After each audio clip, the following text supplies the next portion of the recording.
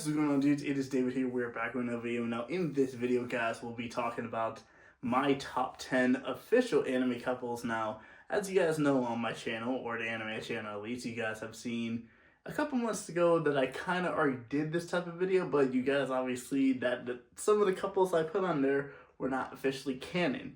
These are couples that are officially canon, they're officially het in their universe, in their own anime.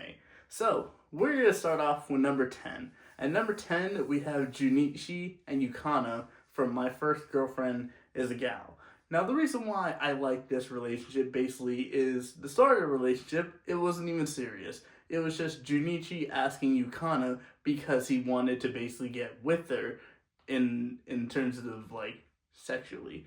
But over the time, Junichi and Yukana's relationship continued to grow. Yukana doesn't really judge Junichi based on every action that he does because he is kind of a perverted guy and he does have perverted friends. And yeah, let's just say some of his friends in the anime are a little bit over the edge. But Junichi and Yukana's relationship is just very nice and simple point. Is like Junichi learns more about Yukana's as a person, learns to love more about Yukana, because at the beginning he didn't really have a reason to ask out Yukana. He just did it for the simple factors that his friends told him to ask out Yukana, and Yukana said yes. Yukana didn't judge him. Yukana didn't judge based off of how he was as a person. Now, as a person, she liked the guy and she went off the vibe, and the vibe eventually worked. Now, of course, towards the end of the season, Junichi was kind of acting a bit selfish and kind of broke it off with Yukana in kind of a rude way. And then her best friend, who does not like Junichi being with Yukana, still went to Junichi, was like, hey, you need to fix this. And one of her past exes was talking crap about her, talking about like how she was easy. And Junichi was ready to fight him. He did fight him. He didn't technically win the fight because her best friend really came in. But then it gets towards the end of the episode, Junichi meets up with Yukana, basically have the same instances of how Junichi asked Yukana out in the first episode, but this time Junichi says everything that he loves about Yukana, and eventually they go on their first official date. They go to a theme park, and that's where they have their first kiss, and that's where the anime ends at this current standpoint. I don't know if My First Girlfriend is a Gal, is going to have a season 2. I'm very curious to read the manga and see how the story continues, or that's where the manga ends. But definitely number 10. Number 9, we have Aki and Masamune from Masamune-kun's Revenge. This is basically simple. This is easy story to tell. Masamune was a chubby kid as a child, and he went off to go and ask Aki out, and Aki kind of said something in a mean way. But it turns out over the course of the anime, we learned that wasn't even Aki that said this. It was her best friend that was saying this to her. And Masamune just hadn't heard that. But he changed his whole lifestyle. He changed his look. Everything just so he can get Aki's attention and then break up with Aki. And it kind of didn't turn out the way he wanted, because Aki eventually, when they got together, Aki ended up breaking with him because she realized her best friend likes Masamune, but Masamune eventually rejected the best friend because he's in love with Aki. And that's basically how the story came to the end of where Masamune and Aki are just currently together. And just a story of like them becoming like revenge, turning into a lover type of relationship. I very much love that. I'm a very much sucker for that. So that's the reason why they're number 9 on my list. Number 8 is the anime I just finished watching within the past couple hours. It's Hori and Miyamura. And this, oh my god, there's so much to explain about Hori and Mia, and I'm going to read the manga once this video is done. But Hori and Miyamura started out in such a unique way because it didn't even start out like them talking to each other. It started out with Miyamura bringing her little brother back home after he got chased and fell down after a dog ran after him. And that is literally how they started talking. That's literally how they connected. And Miyamura is like, hey, you're Hori, right? And she's like, how do you know my name? We're in the same class. You know, I'm Miyamura. You don't recognize me? And she didn't recognize him because his personality at home compared to in school is completely different. But over the course of the time, over the course of the first season, we see like their feelings start to grow a lot for each other. We started to see Miyamura change. I believe he does cut his hair in the first season, and then at the end of the first season, Miyamura ends up proposing to Hori in one of the best special ways and most randomest way, because she's like, I want to stay with you, and she's like, will you please say something? And Miyamura just blurts out, Hori, will you marry me? It's just like, I love to see it. Then the second season is just, the second season really just a progression of like their relationship, but also their friends' relationship with other things, and we really get to see like their friends involved instead of the story just being about them. But it ends up with the final episode, Hori and Miyamura graduating, getting to be together, and that's the reason I want to read the manga, because I'm only up to where the anime ends, and I know the anime skipped over a lot. That was in the manga, so that's the reason I wanted to read the manga. But Hori and Miyamura are number 8. Number 7 is the most frustrating one for me, Chizuru and Kazuya from Rent a Girlfriend. I started out watching Rent a Girlfriend, and I didn't even think that I was gonna like this anime, but then I hooked on to Kazuya, because I felt like I related to Kazuya because of the certain situations that he was going through at the beginning of the anime. But watching the first season, second season, third season, and the fourth season's supposed to be coming out in another couple months, but then I started reading the manga, and it got so frustrating, because it's just like, they're so good together. And I read the latest chapter in the manga, it's just like, they're so perfect together, but it's so frustrating because it's taking so long for them to finally get together.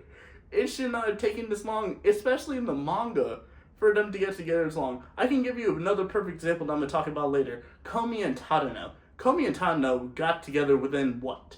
In the manga, because it's not officially an anime, but they got together in a very unique way, in a very quick way. Chizuru and Kazuya, the author is literally taking his time, walking around the edges to try and make sure everything goes perfectly. When it doesn't, they already know that Kazuya and Chizuru are going to be together. From the moment that Kazuya did a movie so her grandma could see before she passed away, that was an instant moment. Everybody's like, Kazuya and Chizuru are going to be together. But still, it has not happened in the manga, and that is the most frustrating thing. I love these two as a couple. I really do. But it's just frustrating to see. The moment they finally get together, it'll be a moment for the ages, and I'm going to be happy to see it because I'm going to read it first, and I'm going to be happy to see it when it finally happens in the anime. But that's going to be probably at least, I'd say about 3 seasons away. And who even knows that Rent a Girlfriend's going to get that long of a season. Chizuru and Kazuya are number 7.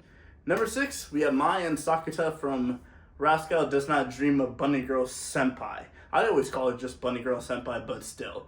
This anime is just weird.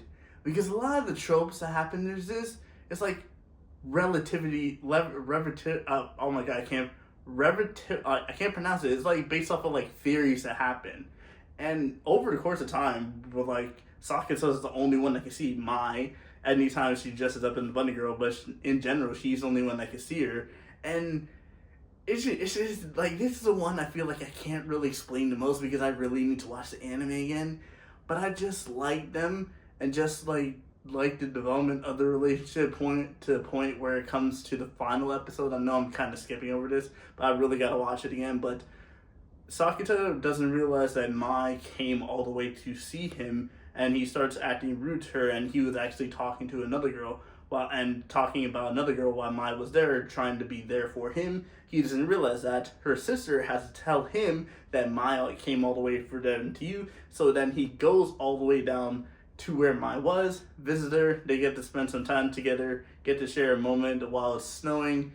5 minutes, and it's just beautiful. And then the movies. I've watched 2 out of 3 movies. I have not seen the last movie, and that's the movie I want to see, because that's the movie where I know everything is going to go good. And I'm very much hoping. I've heard about the graduation arc or the college arc.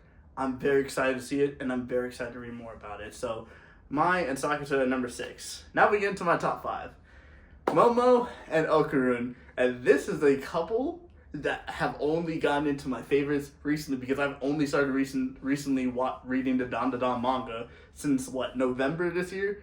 but it's just Momo and Okarun. From the minute you see an anime, you're just like, alright, yep, these two are gonna make a perfect couple because they're kind of opposites, but they're kind of similar in that instance. The way Momo and Okarun act in terms of their normal lives is complete opposites, but then you realize they have one common interest, and that is the theories and hypothesis of all these, like when it comes to aliens, when it comes to ghosts, when it comes to like spirits and all this, and then they both have something that develops together. You know, like Momo has her spirit powers and Okarun gets his powers, and we see them kind of working along together, and to the point of where it comes to a certain standpoint. I'm not really trying to spoil the manga because I know Dandadan's a very popular manga, but there's a moment where Okarun is about to be taken somewhere, and it's the other way around. Momo's about to be taken by aliens, and Okarun's looking at her, and he finally says the word "I love you," and I'm just like, ugh. This got me so happy. So I'm very excited to read more about the manga. I'm excited for season 2 that'll be coming this year. I know exactly which arc it's going to be, and I'm very hyped for it. Momo and Okarun are number 5. Number 4 on my list, I want to put higher, but I can't because they're not canon. As far as I know, I haven't read the Fairy Tail 100 Years Quest manga, but they're not canon at this point. I've searched up and it said they're canon, but to my official standpoint, they're not canon yet. And that is going to be not Lucian, not Natsu, not Urza and Jalal. It's Juvie and Gray. Juvie and Gray have literally had the relationship of like, alright, you see Juvie loves Gray instantly, and then you see over the course of 9 seasons into Fairy Tail 100 Years Quest, it's like a slow progression, and then you finally start to see Gray develop feelings for Juvie to the point where he's battling when they're taking on Alderaan, and Gray says that Juvia is his will to live. And once I read that in the manga, I have the manga with me, I was just so excited. And then I finally got to see it in the anime. I was like, oh, yes, because I absolutely love Gray and Juvia. Juvia will always defend Gray no matter what it is. Gray turned his back somewhat against Fairy Tail, and the first person to defend him, the first person to say like everybody's innocent until proven guilty was Juvia. And even when Juvia had to kill Gray's father, Gray thanked Juvia. Juvia celebrated the 413 days by knitting Gray a scarf that Gray eventually wore after realizing how much hard work that Juvia had gone through. And it's not like Gray doesn't see this. Gray sees how much Juvia loves him, and even though he does find it annoying because obviously he's trying to focus on the fighting, he can still see it and admire it. And I feel like now that we're in where we are in 100 Years Quest, we're going to see Gray develop a lot more feelings and a lot more, like closeness to Juvia. I'm very excited to see this. Gray, Juvia, I want to put you higher, but you're number 4. Number 3 is Komi and Tadano from Komi Can't Communicate. And what is there to say about this? The Komi manga just ended, and even I'm sad. I love the Komi manga. I finished all the chapters of the Komi manga after picking up where it left off in the anime. I have some books. I have books 23, 24, and 25. And then I picked up off of where 25 left off and on the reading off anime on websites. And seeing Tadano and Komi every time they have a moment together, it's just so good because these two are literally the definition of cute. Tadano obviously has loved Komi for a long time, and Komi loves Tadano as well. Komi can speak at this current moment right now, but it's not like to the point where she's having conversation over conversation. But still, Tadano fell in love with that. Komi fell in love with Tadano, and the moment where they finally confess their feelings to each other is like, I promise to make you happy. Komi says, I promise to make you happy as well. And then when I know it's book 31, and book 31. I'm sorry for anybody that hasn't read book 31, but their moment where they're both just standing out there in the rain, and they're both just thinking about having their first kiss, and then it doesn't even take that long, it just happens. Oh, it was just so perfectly. Komi and Tadano are number 3. But that leaves 2 couples left. 2 couples, which are my 2 favorite anime couples of all time. Number 2, Hinata and Naruto. Hinata and Naruto, for the simple standpoint, these two were destined to be together from the beginning. Hinata immediately fell in love with Naruto the first time she met him, and Hinata was always by Naruto's side. That's the reason, that's one of the biggest things I think Naruto really needed. It's just someone to be by his side and someone to not see him as a monster, because everyone in the village saw him as a monster beginning before he beat Pain and saved the village. That's when everybody started looking like, hey, maybe Naruto's not a monster. Maybe he's actually a hero. Nope. The first person to never think about Naruto as a monster, besides third Hokage, but third Hokage I'm not counting, was Hinata. And it's not a shocker that Hinata wanted the approval of two people. She wanted to be by Naruto's side. She worked hard to be by Naruto's side, and she eventually married Naruto. That just tells you how much hard work and motivation that Naruto gave to Hinata. Because Hinata was a failure. Hinata was definitely a failure. Naruto was a failure as well. But they both did hard work and worked through it. Hinata trained so hard, as much as Naruto possibly both of them could, and they eventually got to the standpoint where they were both on the same level. And let's not say this. Let's also not forget this. Hey, Hinata has saved Naruto many times. When Pain was about to beat Naruto and take Naruto, Hinata was the only one out of the Leaf Village that came out and saved Naruto. And when the 4th Great Ninja World War was happening, we had Obito and Madara about to, after Neji dies, Naruto's about to switch over to the opposite side, and it was going to be a whitewash for the rest of the village, because if Naruto had joined that side, it's done. Don't even bring the 4 Hokages back. There's no point. You got Naruto on the side. You got Naruto, the main character, on the side. But Hinata smacked some sense into him, said that there are more lives than just yours that matter more than just mine. Neji, your mom, your dad, Jiraiya, all these lives are connected to you, so don't give up. And that was the motivation that Naruto needed to stay in the battle, and eventually ended up Naruto and the villages won, and Naruto ended up marrying Hinata, and I very much love it. But they're just not my number one, because my number one has had so many memories, so many tragic trauma going through there. And this one is going to be surprising. My number one official favorite anime relationship is Kirito and Asuna from SAO. Kirito and Asuna. What is there to say about Kirito and Asuna? I mean, I literally have a poster right now that I'm staring at it right now with Kirito and Asuna.